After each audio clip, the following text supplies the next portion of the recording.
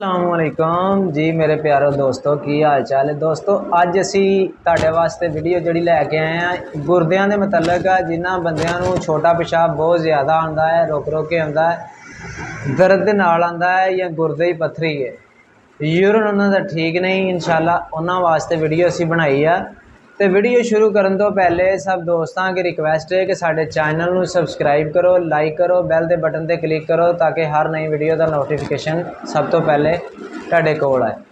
Cranberry तुसीं जानते होवोगे या क्रैनबेरी नहीं, चैरी फ्रूट नूं जानते होवोगे। चैरी भी बहुत अच्छी चीज़ है गुरदियां वास्ते, जिन्हां बंदियां दा ब्लड प्रैशर लो होंदा है, हाई भी है, उन्हां वास्ते भी ठीक है। खून की कमी है, बहुत ही अच्छी चीज़ है। कब्ज़ वगैरह मसला है वो ठीक है। जोड़े बंदे नूं कब्ज़ रहिंदी है तकरीबन 100 विचों 90 लोगों नूं गुरदे की पत्थरी का मसला बन जाता है। अगर असी अपना इलाज नहीं करते हैं तो क्रैनमैक्स साशे, क्रैनमैक्स साशे बड़ी अच्छी चीज़ है। जिन्हां बंदियां नूं भैणां भरावां नूं गुरदियां का मसला है, गुरदे की पत्थरी है, पेशाब छोटा जल के आंदा है, रुकावट के नाल आंदा है, पेन के नाल आंदा है, दर्द होंदी है, उन्होंने तुसी एक साशा सुबह शाम खाना खाने तो बाद एक गिलास पानी दे विच फौरी हल करके इस्तेमाल करें। इंशाअल्लाह अगर गुरदे की पत्थरी होएगी वो भी ठीक हो जाएगी, निकल जाएगी, दोबारा बनने का नाम नहीं लेगी। दूसरे नंबर पर जिन्होंने रुकावट के नाल दर्द के नाल पेशाब छोटा आंदा है उन्होंने वास्ते भी बड़ी अच्छी चीज़ है, सुबह शाम इस्तेमाल करन।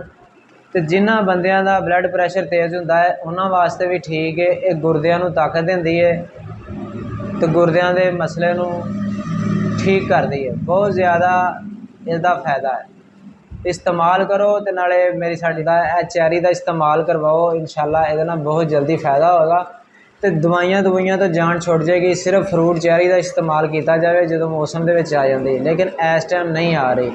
फिलहाल जिन्होंने गुरदियां का मसला है तुसीं इस्तेमाल करो। तकरीबन 30 रुपये का साशा होएगा, क्रैनमैक्स साशा मेडिकल स्टोर तो मिलेगा, बड़ी अच्छी चीज़ है। इंशाअल्लाह मिलते हैं नैक्सट।